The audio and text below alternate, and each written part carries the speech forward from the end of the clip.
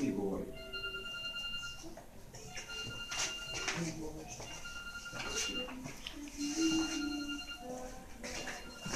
Predsjedniče, stigla pošta danas. Branko, pa šta je ovo danas, ljudi moji? Pogledaj. Joj, brate moj.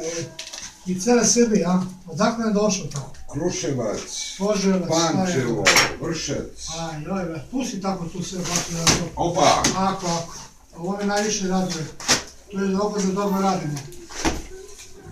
Znači, nema odakle nema. A iz cijele Srbije nema. Ko svaki dan.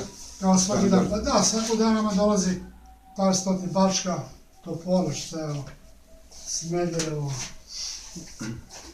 Znači, ratni veterani nam pišu, veruju nam za ovo što radimo. Šta je ovo, Ruma, pa joj. Kolega Pero, šta ima kod tebe tu? Mnogo predmeta stiže iz Lazarevca, Knića, Pančeva, Debrc, Barajevo, Jabuka, Vladičin Han, Plandište, Aranđelovac, Pećinci, Gnjilane, Omuljica, Vrbas, Subotica, Preševo, Ristovac, Ečka, Starčevo, Smederevo, Bajmok, Arilje, Banatski, Brestovac, Bajina Bašta, Prokuplje i svih ostalih mjesta i gradova. Da, vidite, to su, da li što je Lugavčina, Platičevo, Lajkovac, Aučović. Da li je ovo svakoga dana ovako stiže? Da, svako dan dolazim par stotina pisama i cijele Srbije gdje ljudi šalju punomoćje za naše advokate.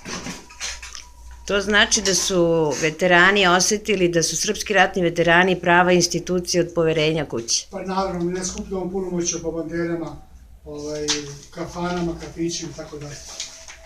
Znači, jako je bitno kome daju ratni veterani svoje punomoćje. Šta je Varan Đelovac? Pa došao je kraj svega ovo.